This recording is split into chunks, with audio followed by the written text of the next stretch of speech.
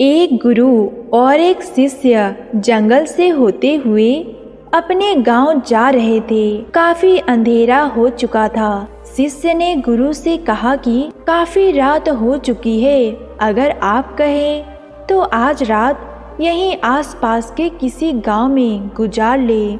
गुरु जी ने अपना सिर हिलाया और वो आसपास के गांव में एक छोटे से घर के पास जाकर रुके। अब जैसे ही वहां गए तो गुरुजी के शिष्य ने दरवाजा खटखटाया।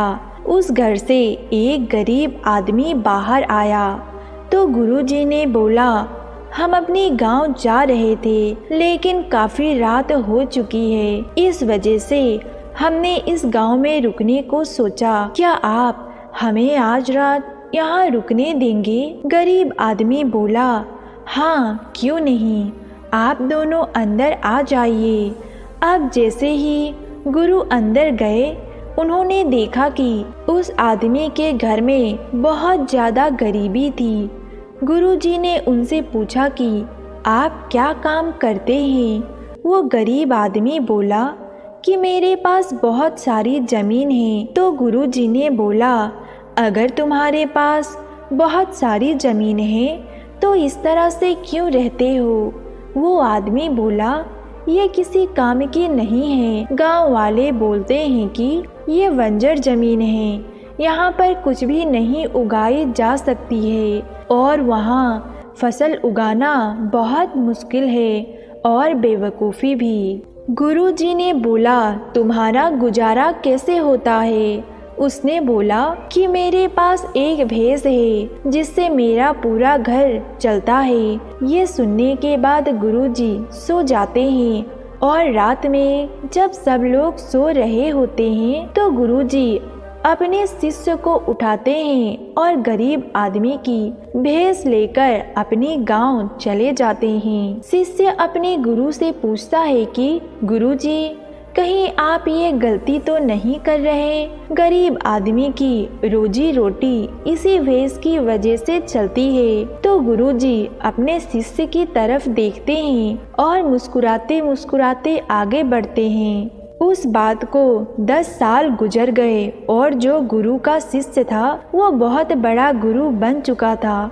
तो एक दिन उन्हें उस गरीब आदमी की याद आई, मेरे गुरु ने उस आदमी के साथ अच्छा नहीं किया, मुझे चलकर एक बार उस आदमी की अवस्था देखनी चाहिए। वो शिष्य उस गांव की तरफ जाता है और वहां जैसे ही पहुंचता है तो वो देखता है कि जहां पर उस गरीब आदमी ने झोपड़ा बनाया था वहां एक आलीशान महल बन चुका है। उस झोपड़ी के बाहर जो बंजर जमीन थी उस पर फल और फूल आ चुके हैं। तभी उधर से उस घर का मालिक आता है। शिष्य उसे पहचान लेता है कि ये वही गरीब आदमी है। वो गुरु उस आदमी से कहता है कि तुमने मुझे पहचाना कि मैं अपने गुरु के साथ तुम्हारे यहाँ एक रात के लिए रुका था। वो आदमी उसे पहचान लेता है और बोलता है कि उस रात आप कहाँ चले गए थे और उस रात के बाद ही मेरी भैंस चोरी हो गई। मेरे पास कोई रास्ता नहीं था, मैंने ज़मीन पर मेहनत की, फसल निकल आया और आज इस गांव में सबसे बड़ा आदमी मैं ही बन चुका हूँ। ये सुनने के बाद शिष्य के आंखों में अपने गुरु के लिए आंसू के साथ सम्मान भी आ गया। वो सम्मान बहुत ज़्यादा बढ़ चुका था।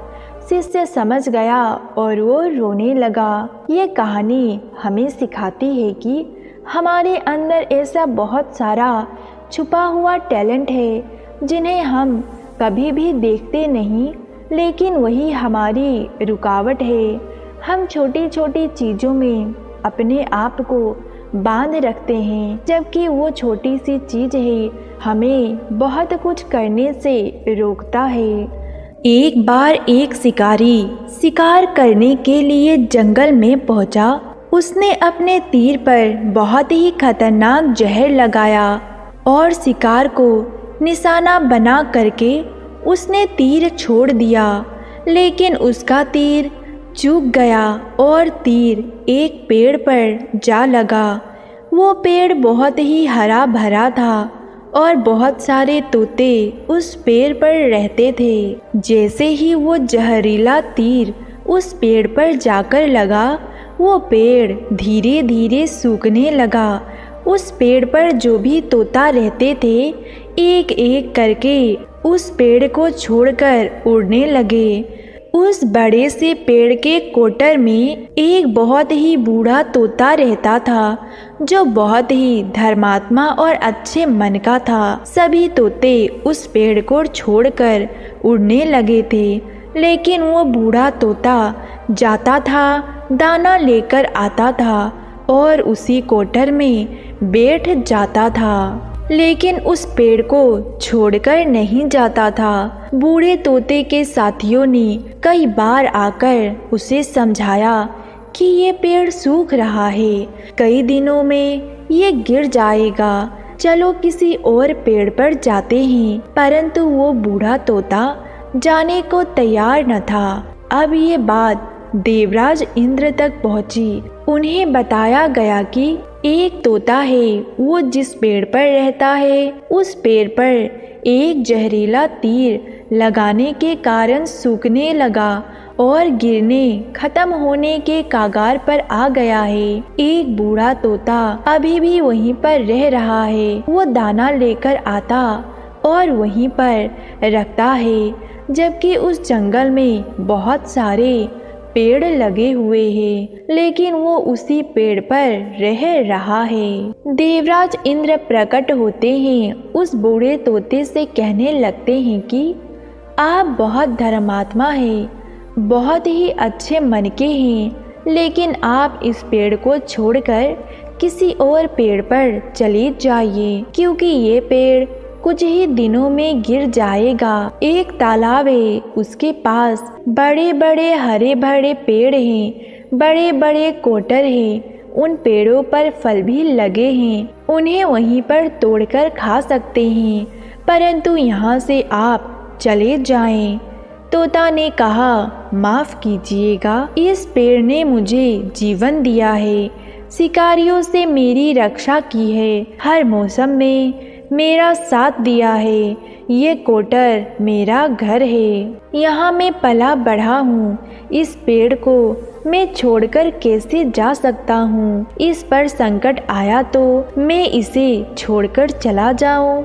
मैं ऐसा कभी नहीं कर सकता। देवराज इस तोते के बात से बहुत प्रसन्न हुए। उन्होंने तोते से कहा, मैं आपके इस बात से बहुत प्रसन्न हूँ, मांगो जो मांगना चाहते हो। उस बूढ़े तोते ने कहा, मुझे बस इतना मांगना है, जिस पेड़ ने मुझे जन्म दिया, जहाँ मैं पला, जहाँ मैं रहा, जहाँ मेरी जन्मभूमि है, हो सके तो फिर से इस पेड़ को वैसे ही हरा भरा बना दो। देवराज इंद्र ने अमृत में उस पेड़ को सींच दिया, पहले की तरह हरा भरा कर दिया। अब वापस से पेड़ पर आकर बाकी के तोते रहने लगे। वो बूढ़ा तोता कुछ समय तक जिंदा रहा और उसकी मृत्यु हो गई। उसके बाद वो स्वर्ग चला गया। ये कहानी हमें ये सिखाती है, चाहे कितना भी बुरा समय आए, हमें कभी भी उस व्यक्ति का साथ नहीं छोड़ना चाहिए जिसने बुरे समय में हमारा साथ दिया हो। यही धर्म है और यही न्याय है। एक व्यापारी व्यापार करने के लिए शहर से दूसरे शहर जाता था। बीच में रेगिस्तान का कुछ इलाका पड़ता था। वो आदमी नेगेटिव सोच वाला था, हमेशा शिकायत करता था कि मेरे पास ये नहीं है, मेरे पास वो नहीं है, इसकी कमी है, उसकी कमी है। एक दिन वो रेगिस्तान से गुजर रहा था, तभी उसकी पानी की बोतल खाली हो जाती है। उसे बड़ी जोर से प्यास लगती है, लेकिन रेगिस्तान में पानी ना मिलने की वजह से उसे बहुत गुस्सा आता है और वो बोलता है कि कितना खराब जगह है, ना कोई पेड़ है ना पानी, रास्ता भी लंबा है, रेगिस्तान पार करना पड़ता है। तभी आसमान की तरफ देख करके कहता है कि भगवान, ये कैसा जगह बना दी आपने। अगर मेरे पास में बहुत सारा पानी होता तो बहुत सारे संसाधन होते तो इस जगह पर हरियाली कर देता, बहुत सारा पेड़ लगा देता। वो आदमी ऊपर देखकर ये सब बात कर रहा होता है और ऐसा लग रहा था कि ऊपर वाले से जवाब की प्रतीक्षा कर रहा है ताकि भगवान कुछ कह दे। अब चमत्कार ये हुआ कि वो जैसे ही नीचे देखा उसे अपने आँखों के सामने एक कुआं दिखाई दिया। वो पूरी तरह से घबरा गया क्योंकि उसने कभी भी उस रेगिस्तान में कुआं नहीं देखा था। वो कुएं के पास पहुंचा और देखा कि कुआं पूरी तरह से भरा हुआ है, परंतु वो आदमी नेगेटिव सोच वाला था, हमेशा शिकायत करता रहता था और फिर से आसमान की तरफ देखते हुए बोला, भगवान, पानी से भरा हुआ कुआं तो दे दिया, लेकिन पानी निकालूंगा कैसे। तो इस बार जब वो नीचे देखा तो फिर चमत्कार हुआ। कुएं के पास रस्सी और बाल्टी दिखाई दी, लेकिन आदमी फिर से ऊपर देखा और बोला, अब इस पानी को ले जाऊंगा कैसे। तभी उसको एहसास हुआ कि जैसे उसके पीछे कोई है। मुड़कर देखा तो एक ऊंट खड़ा था। आदमी घबरा गया और सोचने लगा, ये तो सच में होने लगा है। मैं बातों बातों में कह तो दिया, अब मुझे यहाँ हरियाली करनी पड़ेगी और पेड़ लगाने पड़ेंगे, जिम्मेदारी लेनी पड़ेगी। आदमी को पानी से भरा हुआ कुआं मिला, बाल्टी और रस्सी भी मिल गई, पानी को ले जाने के लिए ऊपर ऊंट भी मिल गया, सब कुछ मिल गया। अब वो आदमी सोच रहा था कि मैंने बातों बातों में ये बोल तो दिया, अब गड़बड़ हो गया। अब वो बड़ी तेजी से दौड़ के भागने लगा, उस जिम्मेदारी से बच रहा था। तभी एक कागज उड़ता हुआ आया और इसके शरीर से चिपक गया। उसने जब कागज को देखा तो ऊपर लिखा हुआ था, मैंने तुम्हें पानी दिया, कुआं दिया, रस्सी दी, बाल्टी दी, पानी को ले जाने के लिए साधन भी दिया, तो फिर क्यों तुम बच के भाग रहे हो। उस आदमी को लगा कि मेरे साथ पता नहीं क्या हो रहा है। वो दौड़ता दौड़ता रेगिस्तान पार कर लेता है, लेकिन उस रेगिस्तान को हरा भरा नहीं बना पाता। ये कहानी हमें सिखाती है कि हम में से बहुत सारे लोग ये कहते हैं कि बड़े स्कूल में पढ़ लिया होता, बड़े कॉलेज में चला गया होता तो ये करता वो करता, अगर मेरे पास बहुत पैसा होता तो मैं कमाल कर देता। हम हमेशा शिकायत ढूंढते हैं, अपनी जिम्मेदारी से बच के भागते रहते हैं। ये कहानी हमें सिखाती है कि लाइफ में हम जो कुछ भी कर रहे हैं 100% जिम्मेदारी हमारी है। उस काम को बिना किसी शिकायत के पूरी करने का, दूसरों पर दोष देना, गलतियां बताना बंद करिए और अपनी गलतियों को सुधारना शुरू करिए।